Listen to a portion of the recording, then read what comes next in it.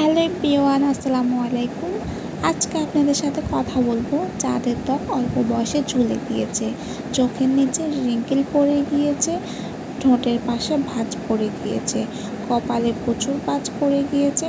তারা এই সমস্যা থেকে কিভাবে সমাধান পাবেন তাই আজকে আপনাদের সাথে শেয়ার করব। এক কথায় বয়স ধরে রাখার সহজ পদ্ধতি শেয়ার করব।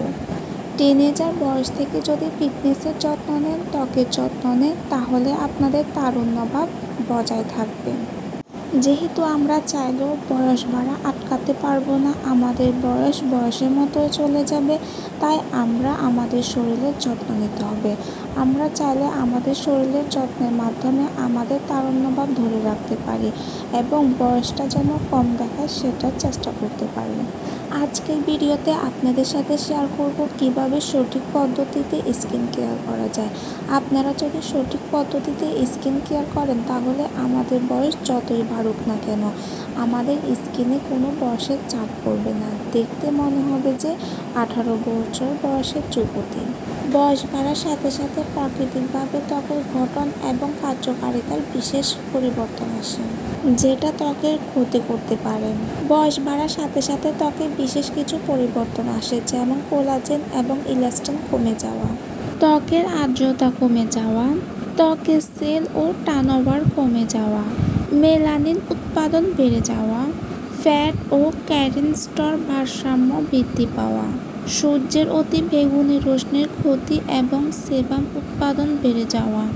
এইগুলো থেকে রক্ষা পেতে হলে আমরা কিভাবে স্কিন কেয়ার করব চলেন জেনে নিই।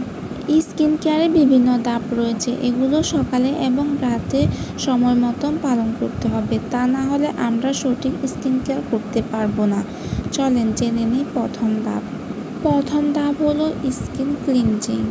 একটি ভালো মানের SPF যুক্ত ফেস ওয়াশ ইউজ করুন। এটি আমাদের ত্বকের গভীর থেকে ময়লা, তেল, ধুলাবালি এবং মেকআপ রিমুভ করে, যেটা আমাদের ত্বকে অন্য প্রোডাক্ট গ্রহণের জন্য প্রস্তুত করে। সকালে এবং রাতে উভয় সময় ক্লিনজিং করা গুরুত্বপূর্ণ।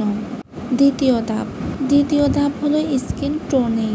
অ্যালকোহল মুক্ত একটি টোনার ব্যবহার করুন, যেটা আমাদের ত্বকের pH ব্যালেন্স ঠিক রাখে এবং ত্বকের ছিদ্রগুলো টাইট রাখবে।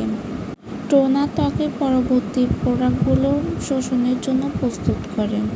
তৃতীয় ধাপ হচ্ছে সিরাম।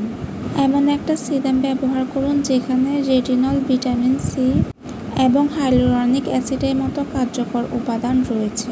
চেষ্টা করবেন সকালে ভিটামিন সি যুক্ত সিরাম ব্যবহার করতে, যেটা ত্বকে ফ্রি রেডিকেল থেকে রক্ষা করে। রাতে রেটিনল সিরাম ব্যবহার করুন, যেটা কোলাজেন উৎপাদন বাড়ায় এবং ফাইন লাইন ও রিঙ্কেল কমাতে সাহায্য করে। চতুর্থ ধাপ আই ক্রিম। চেষ্টা করবেন একটি ভালো মানের আই ক্রিম ইউজ করার জন্য। পাফিনেস এবং চোখের নিচে কালো দাগ কমানোর জন্য চেষ্টা করবেন হাইলুরনিক অ্যাসিড যুক্ত ভালো মানের একটি আই ক্রিম ইউজ করা। পঞ্চম ধাপ ময়শ্চারাইজিং। একটি ভালো মানের ময়শ্চারাইজার ব্যবহার করুন যা ত্বকে হাইড্রেট রাখে এবং আর্দ্রতা ধরে রাখে। হাইলুরনিক অ্যাসিড এবং গ্লিসারিন ও সিরামাইড সমৃদ্ধ একটি ভালো মানের ময়শ্চারাইজার ব্যবহার করুন। এরপর হচ্ছে নাইট ক্রিম। রাতে চাইলে ভালো মানের একটি নাইট ক্রিম ব্যবহার করতে পারেন, শিয়া বাটার সমৃদ্ধ, ত্বকে পর্যাপ্ত পুষ্টি যোগাবে এবং সরবরাহ প্রদান করবে।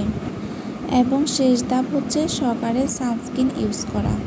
সকালে চেষ্টা করুন ভালো মানের SPF যুক্ত একটি সানস্ক্রিন ব্যবহার করার জন্য।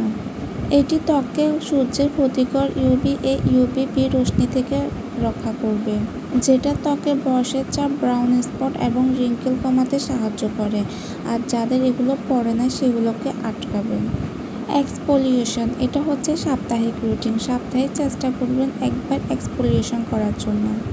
একটি জেন্টাল কেমিক্যাল এক্সফোলিয়েশন ব্যবহার করুন, যেটা আমাদের ত্বকের মৃত কোষকে তুলে নেবে, ত্বকের গভীরে থাকা ময়লাকে রিমুভ করবে। শুধু স্কিন কেয়ার করলে হবে না, পাশাপাশি আপনাদের লাইফস্টাইল চেঞ্জ করতে হবে। পর্যাপ্ত পরিমাণ ঘুমাতে হবে এবং ভালো মানের খাবার খেতে হবে। অবশ্যই বাইরের জাঙ্ক ফুডযুক্ত খাবার খাবেন না, চেষ্টা করবেন বাসার হেলদিকর খাবার খাওয়ানোর জন্য। সবসময় মন ফ্রেশ রাখবেন, হাসি খুশি থাকার চেষ্টা করবেন, তাহলে দেখবেন যে অটোমেটিক আপনাদের স্কিনে একটা গ্লো করতেছে। আমার ভিডিও আজকের মতন এখানে শেষ করলাম। ভালো লাগলে অবশ্যই লাইক কমেন্ট শেয়ার করবেন, আর নেক্সট কেমন ভিডিও পেতে চান তা অবশ্যই কমেন্ট করে জানাবেন।